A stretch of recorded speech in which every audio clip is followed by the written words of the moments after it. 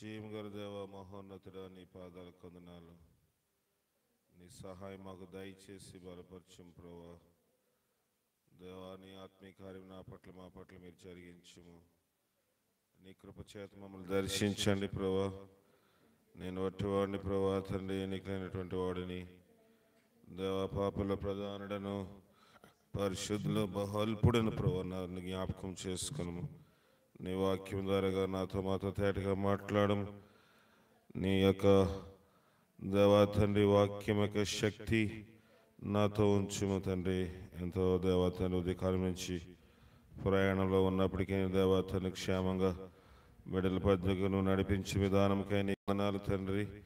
నీ కృప చేత నన్ను మమ్మల్ని నింపుము, దర్శించుము దేవా, మమ్మల్ని ఆయత్తపరచుము తండ్రి.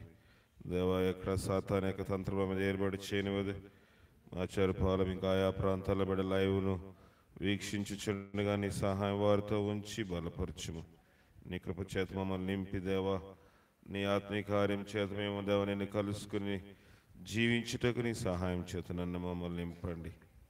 నీ ప్రభావ మహిమల చేత మమ్మల్ని దర్శించుమని మా ప్రభును రక్షకుడైన క్రీస్తు అడిగి వేడుకొని పొందుకొనిచున్నాం పరమ తండ్రి, ఆమేన్. దేవుని వాక్యం వినక ముందు ఒక పాట పాడుకుందాం. దేవుని వాక్యం వినక ముందు ఒక పాట పాడుకుందాం. తదుపరి మనం దేవుని వాక్యం విందాం.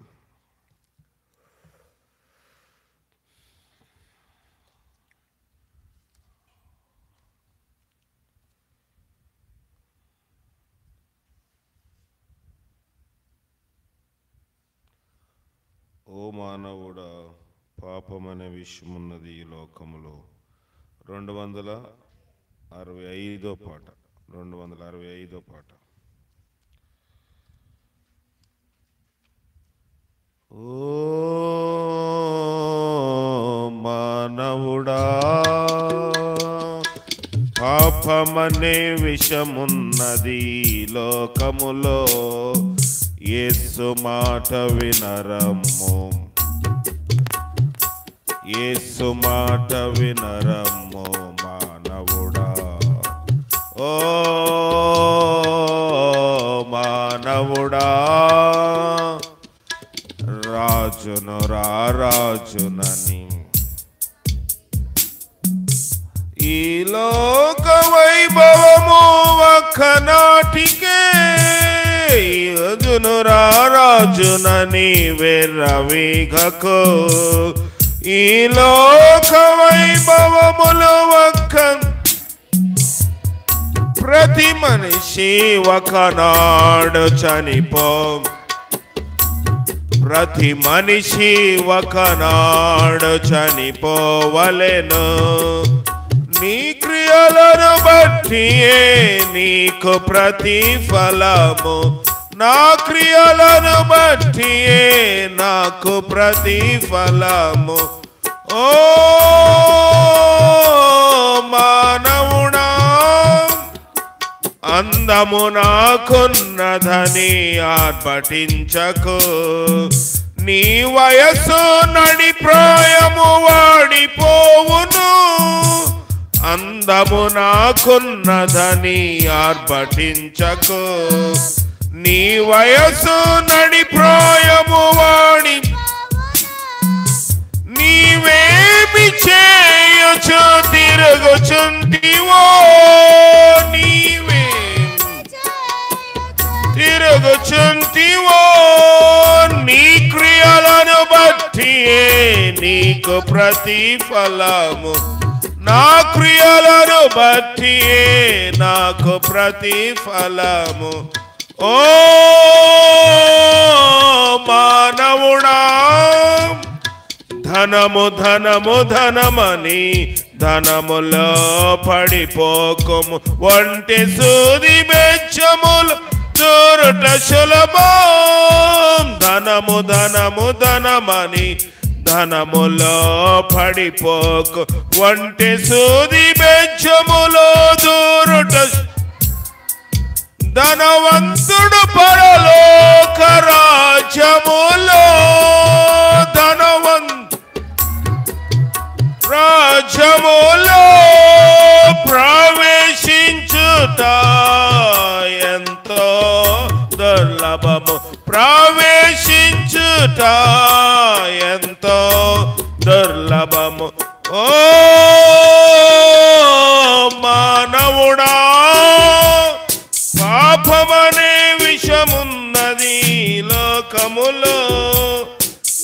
యేసు మాట వినరమ్ము మానవుడా, యేసు మాట వినరమ్ము మానవుడా.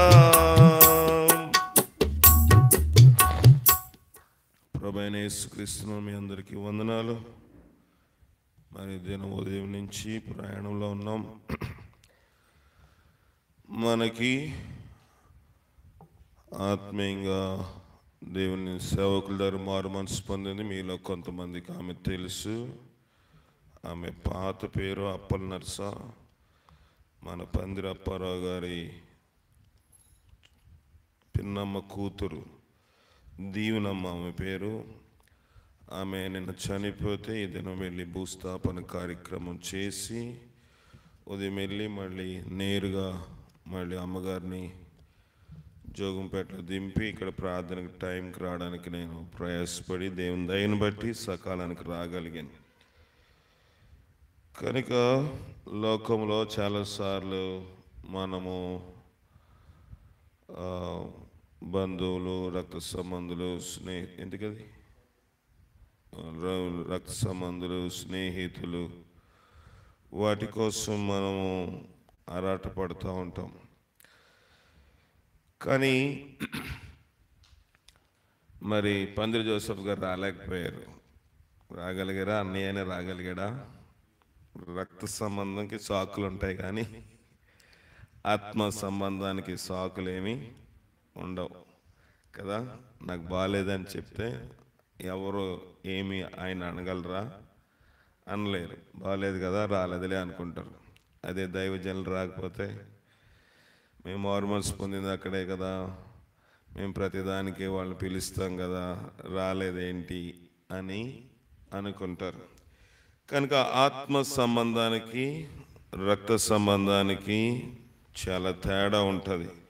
ఏదైనా మరి ఉదయం గాజువాకలో వాక్యం అందించి అక్కడ కొంతసేపు వాళ్ళతో మాట్లాడి మళ్ళీ 1వ తారీఖున డిసెంబర్ 1వ తారీఖున అక్కడ ఆదరణ కూడికి మళ్ళీ వెళ్ళాలి. దానికోసం కూడా ప్రార్థన చేయండి. రేపు ఉదయకాలము 10:30 గంటలకు కాకినాడలో మన సహోదరి అనిత శివ వారి స్తుతి కూటం పెట్టుకొని ఎప్పటి నుంచో ఆశపడుతున్నారు. మరి నాకు కూడా అనుకూలంగా ఉంది కనుక దానికి అంగీకరించాను. మిమ్మల్ని అందరినీ సంఘమంతటిని రావాలని వారు ప్రభుపేట మనవి చేస్తున్నారు. ఆ కూటం జయకరంగా జరిగేలాగా ప్రార్థన చేయండి. మన దగ్గర ఉన్న ఒక చెడ్డ అలవాటు నేను గమనించింది ఏంటంటే, ఇంకా కులం ఉంది మీలో, ఇంకా కులం కనబడుతుంది. కులం వాళ్ళకైతే వెళ్తున్నారు ఏదేనికైనా, మన కులం కాకపోతే వెళ్ళట్లేదు. ఇది ఇంకా గమనిస్తూ ఉన్నాను. దానివల్ల మనకు ఆశీర్వాదం ఉండదు. ఎంతకాలం నుంచి భక్తి నేర్చుకున్నా ఏం చేసినా మన కులపోళ్ళు కాదండి కనుక మనం ఎలా వస్తలేదు అనుకుంటాం. సంఘములో కులం అనేది లేదు. సంఘములో దేవుడు వాక్యం చెప్పిన రీతిగా దేవుడు ఆది యందు వారిని స్త్రీనిగాను పురుషునిగా సృజించాడు. కనుక ఇంకా అలాంటి కనబడతా ఉన్నాయి. ఎందుకంటే నేను వెళ్ళిన కొన్నిటికి మీలో కొంతమంది రాలేదు, నేను వెళ్ళనట్లకి మీలో కొంతమంది వెళ్ళారు. నేను వెళ్ళినట్లకి మీరు రాలేదు, నేను వెళ్ళనట్లకి మీరు వెళ్ళారు. అంటే కులము గజ్జి ఇంకా మీలో ఉందని నేను ఖచ్చితంగా గుడి మీద చేసి చెప్పగలను. ఎందుకంటే లోకంలోని కొత్తగా వస్తున్న వారు అన్ని ప్రక్కన పెట్టి దేవుని సేవ కోసము వాటిని ప్రక్కన పెట్టి దేవుని కోసము ప్రభు రాజ్యం కోసం ప్రయాసపడుతున్నారు. కానీ మీలో ఇంకా అనేకులు మా కులపోళ్ళండి, మా వాళ్ళండి ఈ మాటలు వినబడినప్పుడు అది నాకెంతో దుఃఖకరము, వేదన. కనుక మరి ముఖ్యంగా మరి ఫిలిప్ కోసం ప్రార్థన చేయండి. బిడ్డ మరి అనారోగ్యంగా ఉన్నాడు, ఇప్పుడే తెలిసింది. చిన్న ప్రార్థన బిడ్డ కోసం చేద్దాం. జయం గల దేవ, ఫిలిప్ మీరు జ్ఞాపకం చేసుకున్నాం దేవా. ప్రతి డిసెంబర్ మాసపు దగ్గరలో వారికి ఏదో ఒక శోధన ఉంటుందని ఎప్పుడు సహోదరి సాక్ష్యం చెప్తూ ఉండేది. అది నేటికి నాకు జ్ఞాపకం ఉంది ప్రభా తండ్రి. ఇలాంటి శోధన ఈ సంవత్సరంలో ఎలాంటివి జరగకుండా ఉండాలని దేవా ఈ ఉపవాస ప్రార్థనలు మేము పెట్టాము. కానీ దేవ ఎంతమంది ఉపవాస ప్రార్థన శక్తిని అనుభవించాలని ఉన్నారు నాకు తెలియదు. కానీ మీరే దేవా తండ్రి ఆ శక్తిని బలం వారికి దయచేసి బలపరచుము.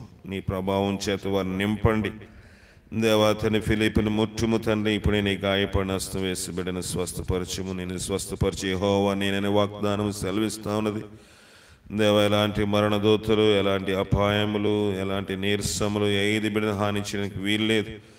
గత సంవత్సరం ఈ దినాల్లో దేవా తండ్రి కొంచెము బిడ్డ ఎంతో ఇబ్బంది పడి దేవా తండ్రి వేడి నీళ్ళ వల్ల గాయం కలిగి బిడ్డ ఎంతో ఇబ్బంది పడినప్పటికీ బిడ్డ స్వస్థ ఇచ్చినావు. అది నీ కృపే ప్రభా తండ్రి. నీ కృప మమ్మల్ని దాటిపోనివ్వద్దు.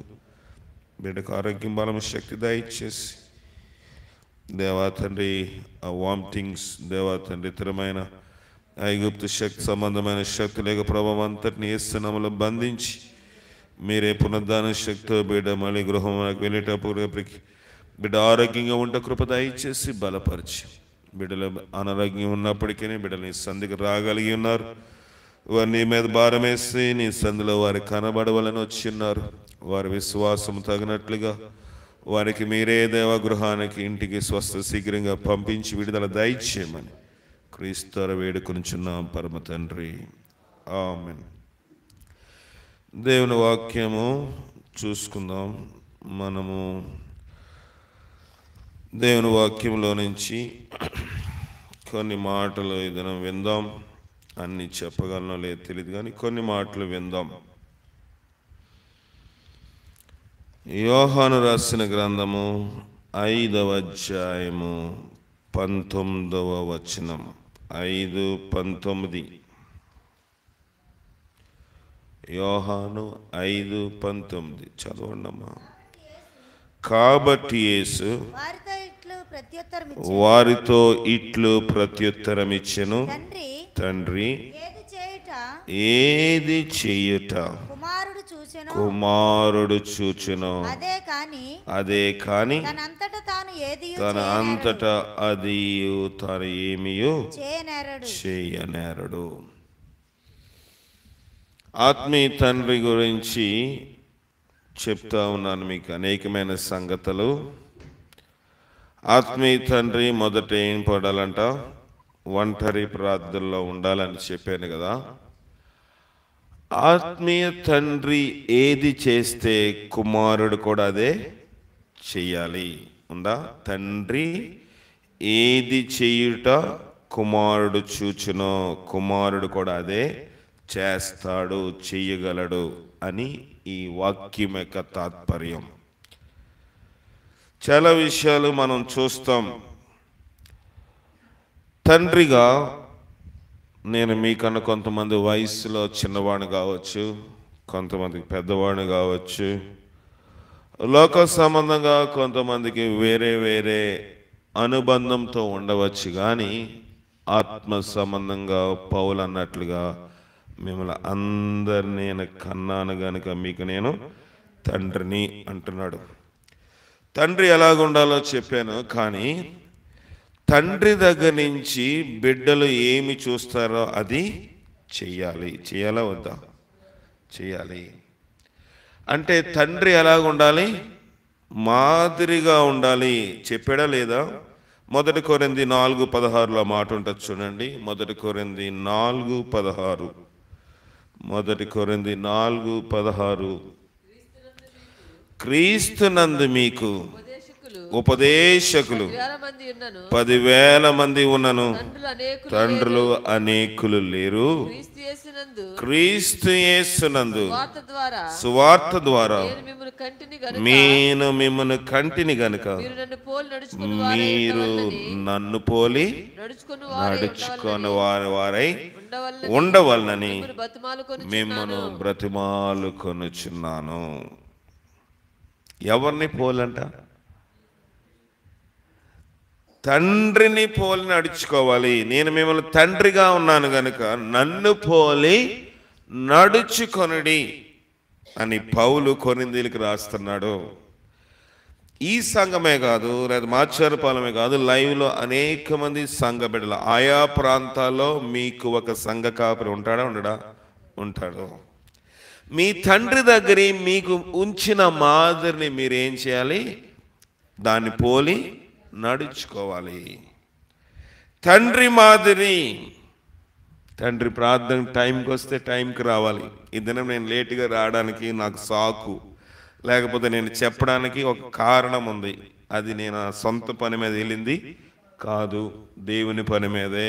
ఒక ఆత్మ చనిపోతే అంటే శరీర సంబంధంగా నిద్రిస్తే ఆమెను భూస్థాపన చేయడానికి వెళ్ళి ఇక్కడికి వచ్చాను. నేను ఆలస్యంగా రావచ్చు, కానీ నేను ఎప్పుడు టైంకి ఉండాలి. నీ తండ్రిని నీ దగ్గర ఉంచిన ఒక మాదిరి. మన వస్త్రధారణ, నా వస్త్రధారణ లేకపోతే మేము వేసుకుంటున్న వస్త్రములు, నేను వేసుకుంటున్న వస్త్రములు మీకు ఎలా ఉండాలి? మాదిరిగా ఉండాలి. అయ్యో దైవజనుడు ఈ రీతిగా ఉన్నాడు. నా గురించి నేను చెప్పటం లేదు.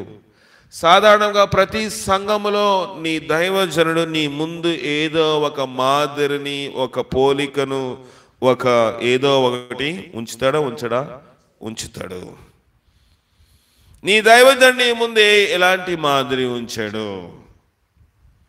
పరిచర్య చేసే గుణము, ఇంకా ధనాపేక్ష లేని ఆ గుణము, లేకపోతే దేవుని కోసము రాత్రింబగళ్ళు ప్రయాసపడే గుణము. పౌలు అంటున్నాడు, నేను మిమ్మల్ని కన్నాను గనుక, నేను తండ్రిని గనుక నన్ను పోలి మీరు నడుచుకోవాలి అంటున్నాడు. ప్రభువైన క్రీస్తు కూడా అదే చెప్తున్నాడు. తండ్రి ఏది చేయుట కుమారుడు చూచునో అదే కుమారుడు కూడా చేస్తాడు. ఇవన్నీ సంఘములోని ఒక తండ్రికి, ఆత్మీయ తండ్రికి సంఘములో ఉన్న సంఘ బిడ్డలకు ఉండే అనుబంధం ఇది. అయితే ఆదికాండం 22:7 ఏం చెప్తున్నాడు చూద్దాం. ఆదికాండం 22:7 చదవండి. ఆదికాండము 22:7. ఇస్సాకు తన తండ్రి అయిన అబ్రహాముతో నా తండ్రి అని పిలిచెను. అందుకతడు ఏమి నా కుమారుడా అనెను. అప్పుడతడు నిప్పును కట్టెలు ఉన్నవి గాని దహన బలికి గొర్రె పిల్ల ఏది అని. మనం ఏమనుకుంటామంటే ఇస్సాకు చిన్నోడురా అని మనం యొక్క ఉద్దేశం, అవునా? కానీ ఇస్సాకు అడుగుతున్నాడు, నాయనా బలిపీఠం కట్టడానికి రాళ్ళు ఉన్నాయి, బారలేదు. బలిపీఠం మీద పేర్చడానికి కట్టెలు కూడా ఉన్నాయి, ముట్టించడానికి అగ్గిపెట్టి, లేకపోతే ఆ రోజులు అగ్గిపెట్టి లేదు కనుక ఒక పెద్ద కాగడ వెలిగించుకుని దానితో ఆ నిప్పును చేత పట్టుకుని వెళ్తా ఉన్నారు. ఇవన్నీ చూస్తున్నప్పుడు బలిపీఠం మీద ఏమి కావాలని ఇస్సాకు గ్రహించాడు? బలి పశువు, గొర్రె పిల్ల కావాలి. ఇవి ఎక్కడ చూస్తుంటాడో ఇస్సాకు? తండ్రి ఏది చేయుట కుమారుడు చూచడో. కుమారుడికి మనం అనుకుంటాం, నువ్వు 100 ప్రసంగాలు చేయి, నేను 100 ప్రసంగాలు బల్ల గుద్ది కేకలేసి సౌండ్ పెంచి ఎన్ని రకాలుగా చేసినా నా మాదిరి మిమ్మల్ని ఏం చేయాలి? ఆకర్షించాలి. ప్రసంగాలు ఎన్ని రెఫరెన్సులు చూపించినా ఆయనే చేయండి మాకేం చెప్తాడు అనిపిస్తా, నేను ఎంత వాక్యం చెప్పినా. తండ్రి ఏమి చేయుట కుమారుడు చూచాడు. బలిపీఠం కట్టినప్పుడు బలిపీఠం మీద బలి పశువు ఉండడము ఎవరు చూశారు? కుమారుడని ఇస్సాకు చూశాడు గనుక తండ్రిని అడుగుతున్నాడు ఇస్సాకు, బలి పశువు గొర్రె పిల్ల ఏది? ఒక మాదిరి అనేక మందిని మార్చేస్తుందంట. వాక్యమో నేను గట్టిగా చెప్పొచ్చు, బల్లగుద్ది చెప్పొచ్చు, వాక్యములో ఉన్నదన్నట్టుగా రిఫరెన్స్ చూపించి మరీ చెప్పొచ్చు. కానీ మాదిరి లేకుండా, నేను సమయానికి రాకుండా మిమ్మల్ని సమయానికి రమ్మంటే మీరు నా ముందు బుర్రప చెప్పేలేవయ్యా అనుకుంటారు మనసులో. అనుకుంటారు. ఆ చులకన స్వభావము వస్తుంది నరులము గనుక. లేకపోతే నేను ఏమీ చేయకుండా, నేను దేవునికి ఇవ్వకుండా మీరు ఇవ్వండి ఇవ్వండి అని నేను చెప్పాను అనుకో, ఇస్తారా? అసలు నువ్వు ఎప్పుడైనా ఇచ్చేవా అని మనస్సులో మీరు అనుకుంటారు. మొదట నేను ఏమి చేయాలో దాని మాదిరిని సంఘం ముందు ఉంచాలి, చూపించాలి. మాదిరి లేకుండా వాక్యం బోధించి మీరు దేవుని కోసం ఇవ్వండి, మీరు అభివృద్ధి పొందుతారంటే నువ్వు చేసింది ఏదయ్యా, నువ్వు కూడా చేయాలి కదా. లేవీయులు కూడా, యాజకులు కూడా దశమ భాగములు ఇచ్చారు కదా. నువ్వు దేవుని కోసం చేసింది ఏది అంటే, నేనేం చేయలేదండి, వాక్యం మీది కోడి పెట్టినాది అన్నట్టు ఉంటుంది. అవునా? కనుక తండ్రి ఏమి చేయుట కుమారుడు చూచునో దానినే కుమారుడు కూడా చేస్తాడు. తండ్రి బలిపీఠం కట్టినప్పుడు రాళ్ళు ఉన్నాయి. తండ్రి బలిపీఠం కట్టినప్పుడు అక్కడ కట్టెలు ఉన్నాయి, ఇక్కడ కూడా ఉన్నాయి. తండ్రి బలిపీఠం ఇంతకుముందు పెట్టినప్పుడు అక్కడ అగ్గి నిప్పు అది కనబడింది, ఇక్కడ కూడా ఉంది. కానీ బలి పశువు లేదు. ఒక మాదిరి, ఆత్మీయ తండ్రి ఒక మాదిరి. మీ ఇంటిలో, మీ గృహంలో మీ బిడ్డలకు మీరు ఎలాంటి మాదిరిగా ఉంటున్నారు? మీ ఇంటిలో మీ యొక్క బిడ్డలకు, లేకపోతే మీ ఇరుగు పొరుగు వారికి, మీ యొక్క చుట్టూనున్న వారికి ఎలాంటి మాదిరిని మనం విడిచిపెడుతున్నాము? జాన్ వెస్లీ అన్నాడంట ఒకసారి, అయ్యా ఈ దినం మనం సువార్తకు వెళ్దామని చెప్పాడంటే, ఎవరితోటి? తన యొక్క శిష్యుడితో సువార్తకు వెళ్దామంటే అప్పుడే సాయంకాలము 6 అయిపోయింది. అయ్యా ఇప్పుడేంటయ్యా సువార్త? ఈ పాటికే సువార్త అంటే లైటింగ్ వీధిలో మైకులన్నా పెట్టి ఏదో ఒకటి చేస్తే కొంతమంది వస్తారు. కాదు సువార్తకు వెళ్దాము, 6 అయిపోతే చీకటి పడిపోతుంటే తన శిష్యుని తీసుకుని వెళ్ళి ఆ బజార్ అంతా, ఆ మార్కెట్ ప్లేస్ అంతా తిరిగేసి సాయంకాలం 9 గంటలకి తిరిగి వెనక్కి ఇంటికి వచ్చేసారంట. ఒక్కరిని కలవలేదంట వాళ్ళిద్దరూ. ప్రభా, జాన్ వెస్లీ గారి ఇంటికి వచ్చిన తర్వాత, ప్రభా మేము నీ సువార్త చేసి వచ్చాము, మా సువార్త వల్ల అనేక మంది మారాల ప్రభా అని ప్రార్థన చేస్తారంటే ఎవరు? John Wesley. ఈ శిష్యుడికి ఎటకారంగా అనిపించింది. ఏంటి అయ్యగారు, మరి ఎవరికి ఒక వాక్యం కూడా చెప్పలేదు కదా, ఎవరికి ఒక మాట కూడా చెప్పలేదు కదా. చెప్పలేదు. కానీ ఇప్పుడు దాకా మనం ప్రతి వీధిలో నడిచాం కదా. మనం నడిచినప్పుడు అనేక మంది మనం నడక ఎలాగుందో ఏం చేశారు? గమనించారు, చూశారు. మనం ఇతరులతో మాట్లాడకుండా, ఇతరులతోటి మనం ఏదైనా ఒక ప్రస్తావన వచ్చినప్పుడు దాని విషయంలో మన యొక్క నడవడి ఎలాగుందో వాళ్ళు గమనించారు. దానిని బట్టి, మన ప్రవక్తను బట్టి కొంతమంది అయినా మారుతారు. సంవత్సరం తర్వాత కొంతమంది ఆయన దగ్గరికి వచ్చి, అయ్యా పలానప్పుడు మీరు బజార్లో నడిచారండి, నడిచినప్పుడు మిమ్మల్ని గమనిస్తా ఉన్నాము, మీ నడక ఎలాగుంది, మీ ప్రవక్తన ఎలాగుంది, ఎదుటి వ్యక్తి వస్తున్నప్పుడు, ఒక స్త్రీ వస్తున్నప్పుడు, ఒక పురుషుడు వస్తున్నప్పుడు, ఎదుటి వాళ్ళు అటు ఇటు వెళ్తా ఉన్నప్పుడు మీ నడవడి ఎలాగుందో గమనించాము. కొంతమంది మిమ్మల్ని రాసుకుంటూ పోయారు, మీరు వాడిని ఏమీ అనలేదు. కొంతమంది స్త్రీలు మోహపు ఆశలతో వచ్చారు, అయినను అలాంటి దృశ్యములు చూసినప్పుడు మీరు వారికి మీ కళ్ళను అప్పగించి చూడకుండా మీ కళ్ళను తిప్పేసుకున్నారు. ఇవన్నీ చూసినప్పుడు మా హృదయం మారిందండి. సువార్తే కాదండి, మన ప్రవక్తన మనుషులు ఏం చేస్తుంది? మారుస్తుంది. తండ్రి బిడల ఎడలో ఒక మాదిరి ఉంచాలని మనం చూస్తూ ఉన్నాము.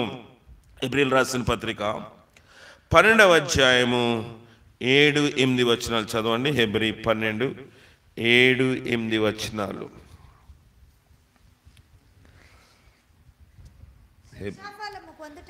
శిక్షాకాలము పొందుటకై శిక్షా ఫలము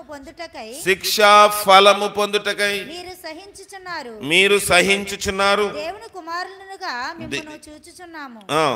తండ్రి శిక్షింపని కుమారుడెవడు? తండ్రి శిక్షింపని కుమారుడెవరు? కుమారులైన వారందరూ శిక్షలో పాలు పొందుచున్నారు. మీరు పొందని ఎడల, శిక్ష పొందని ఎడల దుర్జనులే గాని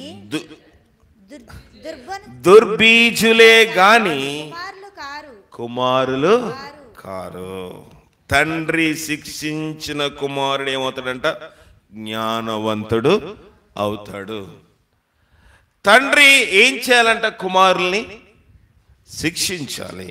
దైవజనుడు సన్నద్ధుడై ఏం చేయాలంట? ప్రతి సత్కార్యమునకు పూర్ణ మనసుతో సిద్ధపడి గర్దించుటకు, తప్పుదిద్దుటకు, ఉపదేశించుటకు, శిక్ష చేయుటకు ఏమైందంట? ప్రయోజనకరమునై ఉన్నది. ప్రయోజనకరమునై ఉంది. ఒకవేళ తండ్రి సంఘమును గద్దించలేదనుకోండి, మీరు అనుకోవచ్చు కొన్ని సంఘాల్లో అసలు గద్దించరండి, మేము వెళ్తే మర్యాద చేస్తారు, మేము వెళ్తే కుర్చీ వేస్తారు అనుకోవచ్చు. నరకాన్ని తీసుకెళ్ళిపోతారు. జాగ్రత్త. నేను గుండె మీద చేసి చెప్పగలను, రేపొద్దుట అలాంటి సంఘములు అందరి ముందని నిలబడి బడా మంచి నమ్మకమైన దాసుడిగా నీకోసం పని చేశానని చెప్పగలని 100% ఈ దైవ మందిరములో ఈ బలిపీఠమే నిలబడి చెప్తున్నాను. కుర్చీలేసే సంఘాలు ఉంటాయి. ఇక్కడ హెబ్రీయులకి పత్రిక రాస్తే ఏమంటున్నాడంటే, శిక్షించకపోతే ఆ కుమారుడు ఏంటంట? దుర్బీజుడు. అంతేనా? ఏం చదవండి అమ్మా, మీ తెలుగు చదవండి. ఒక్కోసారి అందరు పోటీ పడి చదువుతారు. చదవండి. ఇప్పుడు చదవలేకపోతున్నారు. వారందరూ శిక్షలో పాలు పొందుచున్నారు.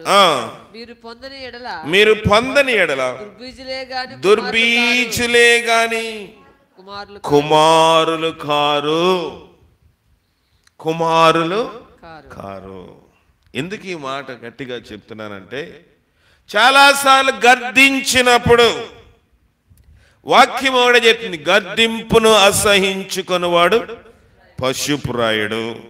తండ్రి శిక్షించిన కుమారుడు జ్ఞానవంతుడు. కుమారుడు అంటే ఇక్కడ ఎవరు?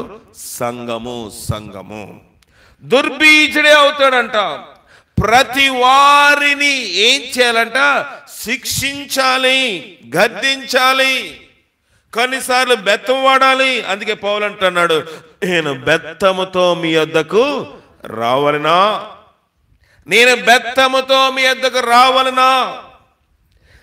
నేను గర్దించకపోతే నా తప్పు అవుతుంది. గద్దించిన తర్వాత లోబడకపోతే అది మీరు దేవునికి ఉత్తరవాది. దేవునికి మీరు సమాధానం చెప్పాలి. మీరు 100 తిట్టుకున్నా, నా ప్రసంగం నచ్చినా, నా మాట తీరు నచ్చినా నచ్చకపోయినా, స్కూల్లోని ఏ టీచర్ అంటే మనకు బాగా ఇష్టం తెలుసా? కొట్టనోళ్ళని, మనం హోంవర్క్ చేయకుండా అడగనోళ్ళంటే ఆ టీచర్ పీరియడ్ ఎప్పుడు వస్తుందని చూస్తాం. కొంతమంది టీచర్లు ఉంటారు, రాగానే హోంవర్క్ చేసావురా, ఎక్కాలప్ చెప్పు, ఇది ఇంటి దగ్గర ఎంత రాసి ఇచ్చాను కదా అది రాసావంటే ఇవాళ రాకపోతే బాగుంది, ఈ టీచర్కి జ్వరం రావట్లేదు అనుకుంటాం కదా మనము. కానీ వాళ్ళు వేసిన బీజాలు అనేక మంది చెప్తారు. అప్పుడు వాళ్ళు మమ్మల్ని కొట్టారు, అప్పుడు మమ్మల్ని కొంచెం కఠినంగా చూశారు, మాకు కొంత ఆయాసంగా ఉన్నప్పటికీ నేటి దినమందు మేము ప్రయోజకులు అవడానికి కారణము వాళ్ళే. దుర్బీజులైపోతారు వాక్యము గద్దించకపోతే. కొంతమంది పాస్టమ్ గారిని ప్రేమించవచ్చు, ఆవిడ ఏమంది కాబట్టి. కొంతమంది నన్ను ప్రేమిస్తారు, కొంతమంది నచ్చకపోయినా ప్రేమించాలి, నచ్చినా ప్రేమించాలి, అది వేరే విషయం. ఎవరని తాత్పర్యం కాదు. కానీ నా మాట కొంత కటువుగా ఉంటుంది, ఎందుకంటే వాక్యం అది. ముద్దించే దగ్గర ముద్దించాలి, గట్టిగా మాట్లాడే దగ్గర మాట్లాడాలి, శిక్షించాలి. శిక్షించకపోతే వాడిలోంచి ఏ బీజం వస్తుందంట? దుర్బీజం వస్తుంది. తండ్రి కుమారుని శిక్షించాలండి. తండ్రి సంఘములో ఉన్న సంఘ బిడ్డను గర్దించాలి. ఒకవేళ వెళ్ళిపోయిన గర్దింపు రిస్టులకి వెళ్ళిపోతే అది దానికి కారణం కాదు. కానీ ప్రతి ఒక్క దైవజనుని చదవండి, ఆ మాట తీసి చదవండి. దేవుని వాక్యం నుంచి చూద్దాం.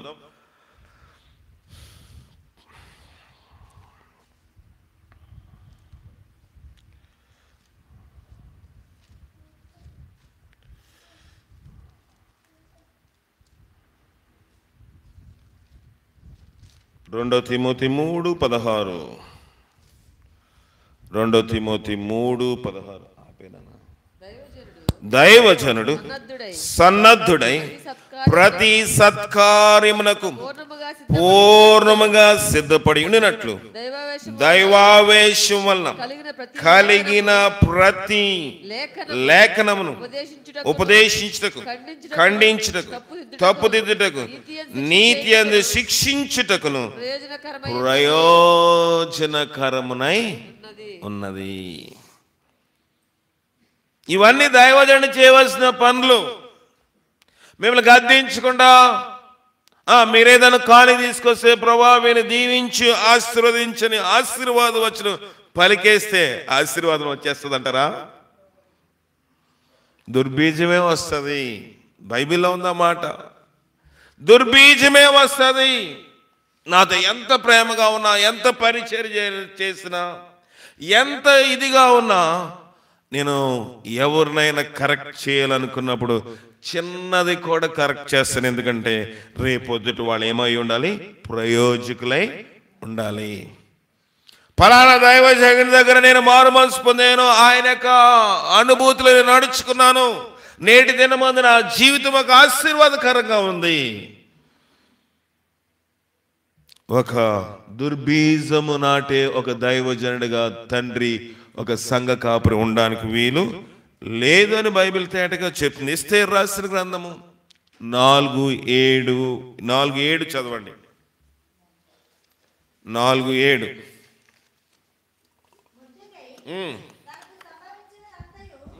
యూదులను నాశనము చేయుటకు గాను హామానును వారిని బట్టి రాజు ఖజానా క్షమించండి 2:7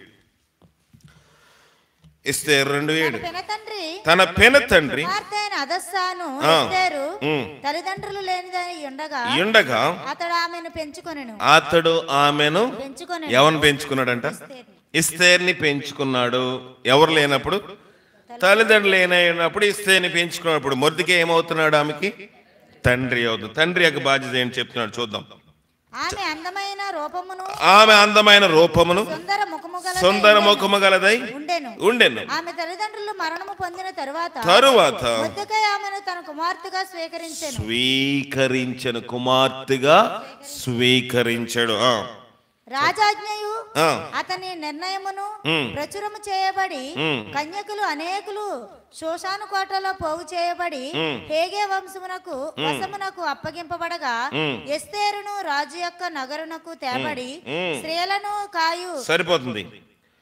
10వ వచనం. మొర్దెకై నీ జాతిని నీ వంశమును కలతలు పెట్టుకోవాలి, నువ్వు కనపరచకూడదని ఎస్తేరునకు ఆజ్ఞాపించి ఉండెను గనుక ఆమె తెలుపలేదు. కుమార్తె అయ్యింది ఎవరు? ఎస్తేరు మొర్దెకైకి. ఇప్పుడు కుమార్తె ఏం చెప్తున్నాడంటే, పెళ్ళి అయిపోయింది కదా, అయిపోయిందా కుమార్తెకి? అయిపోయింది. వస్తా ఉంది. అయిపోకముందు ఏం చెప్తున్నాడంటే, నీ జాతిని నీ వంశమును కనపరచకూడదు. అయ్యా మనకి జాతి ఇప్పుడేగా చెప్పాను, మనకు జాతి మనకు వంశము కాదు ప్రాముఖ్యము. నువ్వు దాన్ని కనపరచుకోకూడదు. దాని వెనకదల గర్వం ఉంటుంది. యూదులనే ఈ మనుష్యులు నిష్ఠాగరిష్ఠులు అంటే వారు సమరయులతో సాంగత్యము చేయరు. నీ జాతిని కనపరచదు. అది నీ ఆత్మీయ జీవితానికి, నీ శరీర జీవితానికి ఆశీర్వాదకరము కాదు. తండ్రి ఎవరికి చెప్తున్నాడు? కుమార్తెకు చెప్తున్నాడు. చూడండి, కుమార్తె ఎలాగుండాలో తండ్రి చెప్పవలసిన బాధ్యత ఉంది.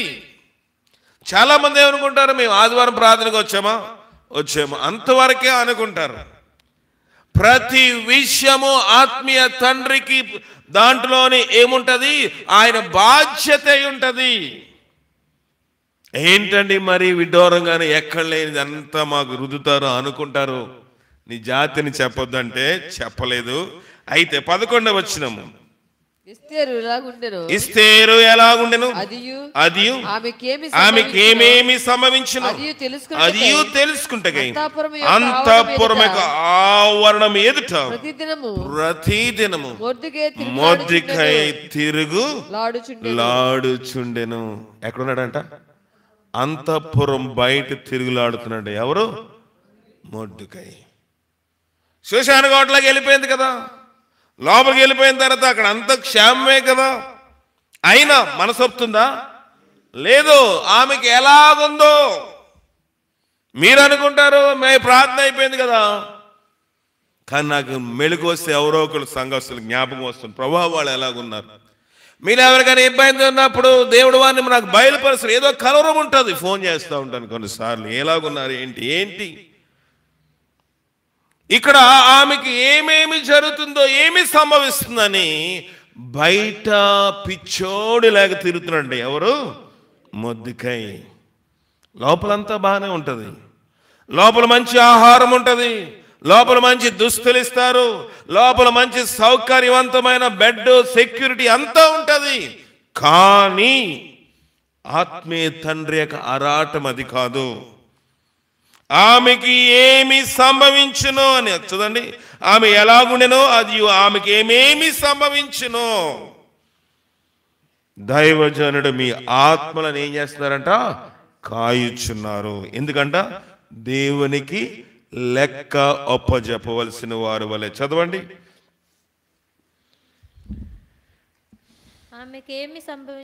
అది కాదండి, నూతన నిబంధనలో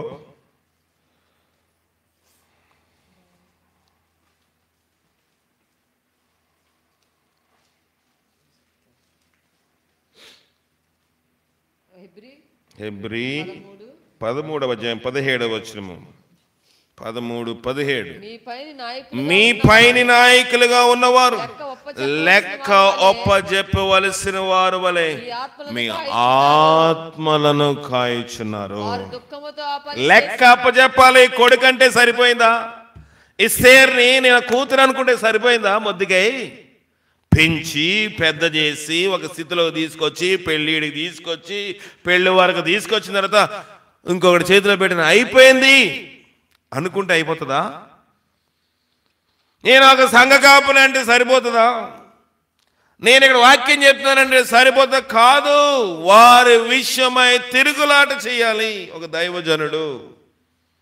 కనుక తండ్రి యొక్క లక్షణములు ఎవరిలో కనబడుతున్నాయి? మొర్దెకైలో కనబడతా ఉన్నాయి. ఆదికాండం 48వ అధ్యాయము. ఇక్కడ విచిత్రమైన సంఘటన మీకు చూపిస్తాను, ముగించేస్తాను. ఆదికాండం 48వ అధ్యాయం 18వ వచనము. నా తండ్రి అట్లు కాదు. 48:18 నా తండ్రి అట్లు కాదు, ఇతడే పెద్దవాడు, నీ కుడి చెయ్యి ఇతని తల మీద పెట్టమని చెప్పాను. ఆయనను అతని తండ్రి ఒప్పక అది నాకు తెలియను. ఇక్కడ చిన్న వృత్తాంతం ఉంది, మీకు చెప్తాను, జాగ్రత్తగా వినండి. మీరు ఇంటికి వెళ్ళిన తర్వాత 48వ అధ్యాయం చదివితే మీకు అర్థమవుతుంది. యోసేపు యొక్క తండ్రి పేరు ఏం పేరు? యాకోబు. కాయిలా పడ్డాడు అంటే జబ్బు పడ్డాడు, చచ్చిపోతాడు ఇంకా కొన్ని రోజులకి. ఎవరు? యాకోబు. ఇప్పుడు యోసేపుకి ఎంతమంది కుమారులు? 2. ఒకడు మనష్షే, ఇంకొకడు ఎఫ్రాయిము. వీళ్ళిద్దరిని ఎవరి దగ్గర తీసుకొస్తున్నాడు?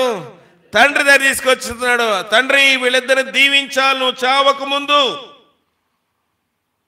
కనుక మా తండ్రి కళ్ళు కనపడవు, ముసలోడు కదా, కనుక పెద్ద కొడుకుని ఎటు పక్క ఉంచాలి?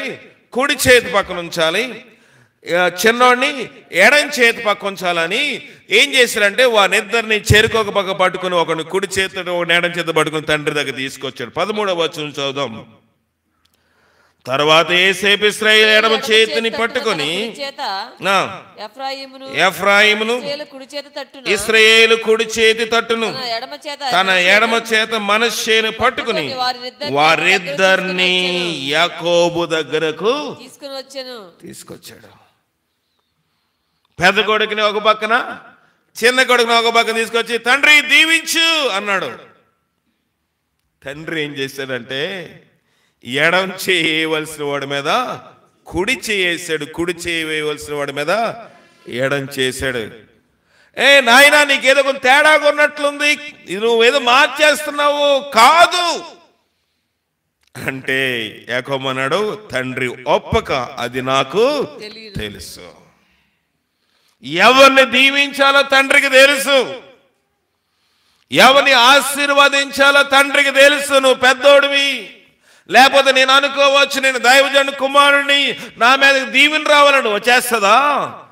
దేవుడు ఎవరిని హెచ్చించాలో, దేవుడు ఎవరిని తగ్గించాలో దేవునికి తెలుసు. మన భక్తి, మన ఎంతకాలమైంది మారు మనసు పొంది రక్షించబడి ఎంతకాలమైంది, సహవాసంలో ఎంతకాలమైంది, దేవుని సేవకుతో ఎంతకాలమైంది, ఎంత వాక్యము తెలుసు అన్నది దేవునికి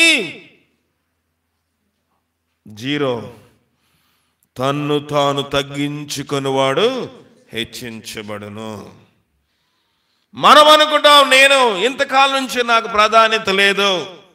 నాకు ప్రాధాన్యత ఇవ్వాల్సిన వాడి సంఘము కాదండి, నాకు ప్రాధాన్యత ఇవ్వాల్సిన వారు భార్య కాదు, నాకు ప్రాధాన్యత ఇవ్వాల్సింది బిడ్డలు కాదు, నాకు ప్రాధాన్యత ఇవ్వాల్సిన వాడు ఎవరు? పరమనందున్న తండ్రి. ఆయనను ఎక్కడ హెచ్చించాలో ఆయనకి తెలుసు, ఎక్కడ తగ్గించాలో కూడా ఆయనకి తెలుసు. ఎవరి క్రియలు చెప్పిన వాని జీవితం నా చేతిలో ఉంది. ఏసేపు అనుకున్నాడు, కుడి చేతి ప్రక్కన పెడితే ఖచ్చితంగా నా పెద్ద కొడుకు నేను దీవిస్తాడు అనుకున్నాడు. కుడి చేయి కాస్త ఇటు వెళ్ళిపోయింది. డాడీ యాకోబు, నాయనా నువ్వు ముసలితనంలో ఉన్నావు, నీ చెయ్యి వణుకు వెళ్ళాలా, చెయ్యి వెళ్ళిపోయింది, కొంచెం ఇటు తిప్పున పెద్ద కొడుకుని దీవించరా బాబు అంటే, అది నాకు తెలుసయ్యా నేను ఎవరి మీద చెయ్యేసానో, అంత తెలియకుండా నేను ఏమీ వేయలేదు. ప్రియమైన దేవుని సంగమా, తండ్రి ఎవరిని దీవిస్తాడో అది దీవించాలి. కానుక ఎక్కువ ఇచ్చారనో కానుక తక్కువ ఇచ్చారనో దీవెనలు రావు. లేకపోతే బాగా ఉన్నారనో తక్కువగా ఉన్నారనో దాన్ని బట్టి కాదు. దేవుడి స్థితిగతులు చూడడు, దేవుడి నీ హృదయ స్థితిని నా హృదయ స్థితిని చూస్తాడు. అది ఉదాహరణ ఆదికాండము ఆఖరి అధ్యాయంలో ఉన్న యాకోబు తన మనవడులైన మనష్యేని ఎఫ్రాయిమును దీవించడమే. మనం అనుకుంటాం ఈడు దీవించబడాలని, మనం అనుకుంటాము వీడు బాగుపడాలని, కానీ దేవుని దృష్టిలో ఎవరి ప్రణాళిక ఉన్నది? ప్రవక్త అయిన సమూయేలు అంతటి వాడే కన్ఫ్యూజ్ అయ్యాడా అవ్వలేదా? అయ్యాడు. పెద్దోడిని చూసి ఓరి చాలా ఎత్తుగా ఉన్నాడు, ఈడు రాజు అయితే బాగుంటది ఇశ్రాయేలు మీద అనుకుంటే, ప్రభు ఏమన్నాడు తెలుసా? మనుష్యులు పై రూపమును అంటే ఎవరు చెప్తున్నాడు దేవుడు? సమూయేలుతో అన్నాడు, రే మనిషి నువ్వు ప్రవక్తవే గాని మానవ నైజము మానవ మనస్సు నీలోంచి పోలేదు, పై రూపం లక్ష్యం పెడుతున్నావు రా నువ్వు. నేను హృదయమును చూస్తాను, అతని ఎత్తును అతని రూపమును లక్ష్యము చేయొద్దు. నేను అతని విసర్జించాను, అతను నాకొద్దు. ప్రియమైన దేవుని సంగమా, తండ్రి ఎవరిని దీవించాడంట? చిన్నవాడిని దీవించాడు. తండ్రి పెద్దవాడిని దీవించలేదు. చెయ్యి మార్చకుండా గట్టిగా పట్టుకుని ఎవరి చేతులు తిన్నగా వాళ్ళిద్దరిని పెట్టినా ఆటోమేటిక్గా చేయమైపోయింది, మారిపోయింది. ఒప్పుకోలేదు. నేను చిన్న కుమారుని దీవిస్తాను, నేను పెద్ద కుమారుని దీవించును. ఏమి లోపం ఉందో దాని గురించి ఇప్పుడు చెప్పడానికి సమయం లేదు, కానీ 19వ వచనం చదువుదాము. అది నాకు తెలియను, నా కుమారుడా అది నాకు తెలియను, ఒక జన సమూహమై ఏం గొప్పవాడగును గాని ఇతని తమ్ముడి కంటే ఇతడు గొప్పవాడగును, అతని సంతానము జనముల సమూహమగునని చెప్పాను. ఆ దినమందు అతడు వాని దీవించి ఎఫ్రాయిము వలెను మనష్షే వలెను దేవుడు నిన్ను చేనుగా నీ పేరు చెప్పి దీవించా అలాగతడు మనష్షే కంటే ఎఫ్రాయిమును ముందుగా ఉంచెను. మనుషులు కాదండి, మనుషులు మనం దీవించలేరు. దైవజనుడు ఒకవేళ నీ కానుక తీసుకుని ఎక్కువ కానుక ఇస్తున్నారు కాబట్టి గంట సేపు ప్రార్థన చేసే దీవెన వస్తుందా? రాదు.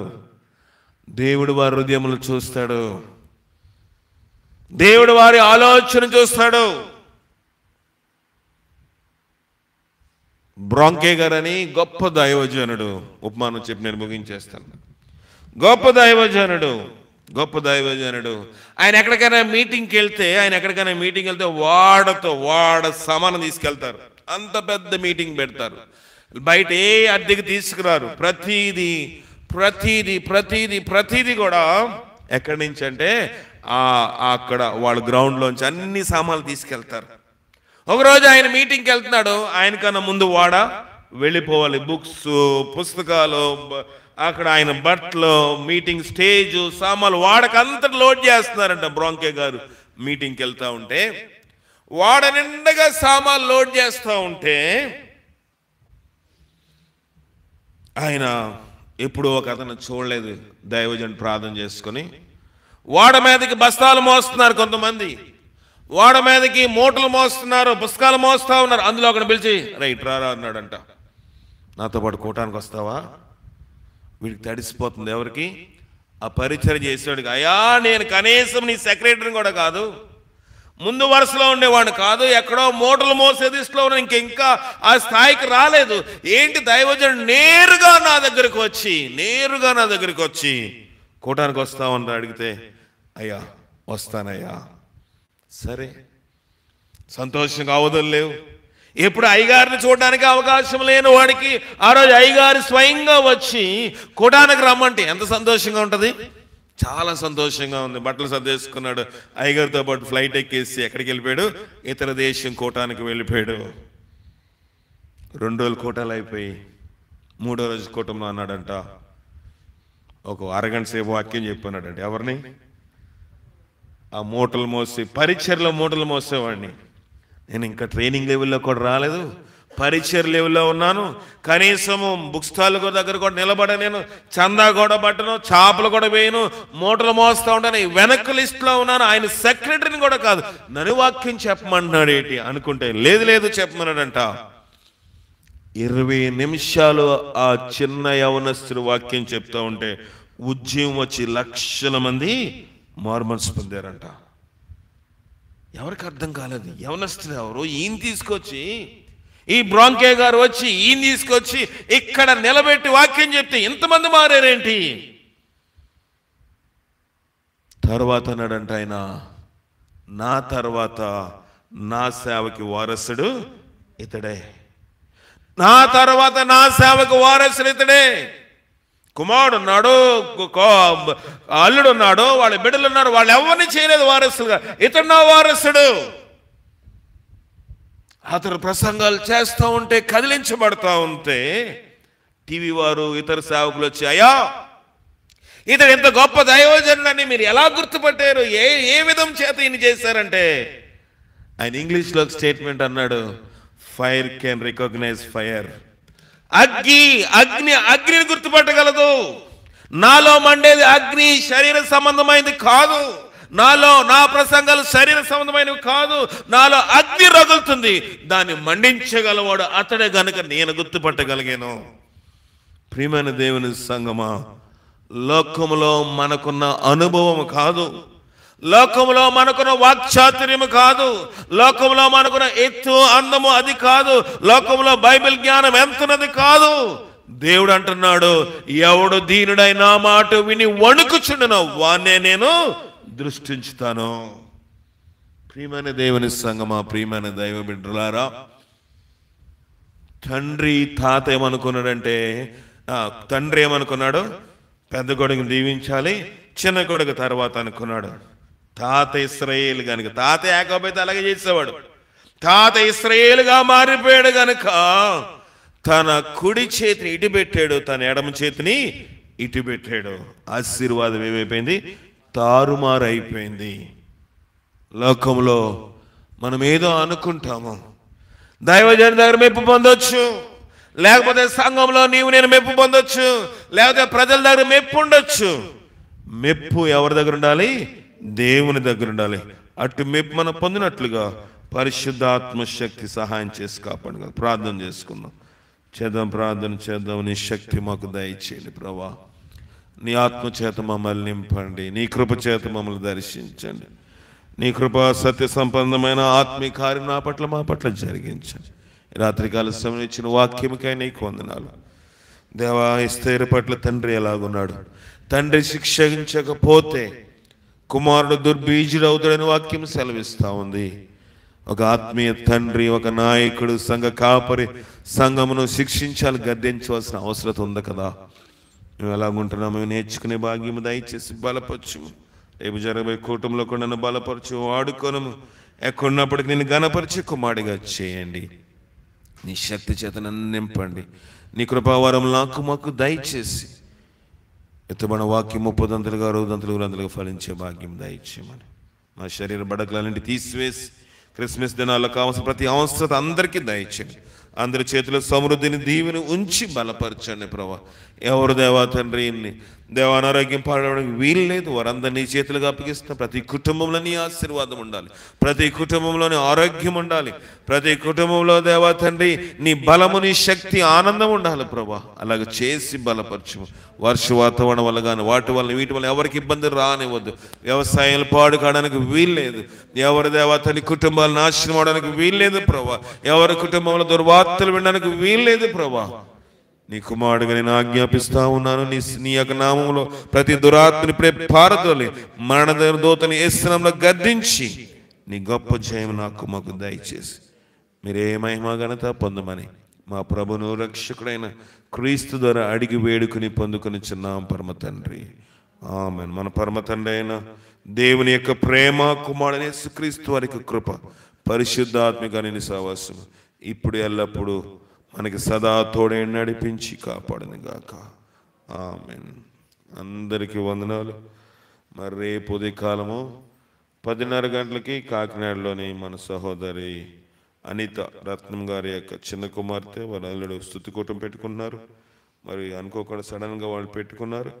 ఎంతమంది వస్తున్నారు? చేతులు ఎత్తారా? ఎంతమంది వస్తున్నారు? ఎంతమంది వస్తున్నారు? ఎవరు రావట్లేదా? సరే, మీరు ఎంతమంది వస్తున్నారు తెలియజేస్తే వారు తెలియజేస్తాం. దాన్ని బట్టి వారు భోజన ఏర్పాట్లు చేస్తారు. అందరూ గృహాలకు వెళ్ళి మరొకసారి మీకు అనుకూలంగా ఉంటే ప్రార్థన చేయండి. ఎందుకంటే మనం ఉపవాసం ఉంటున్నాం. ఇది 3వ దినము, బుధవారంలో ఉపవాస ప్రార్థన అందరూ ఏకీవించవలసిందిగా ప్రభు పేట మనవి చేస్తున్నాను. సెలవు తీసుకుందాం.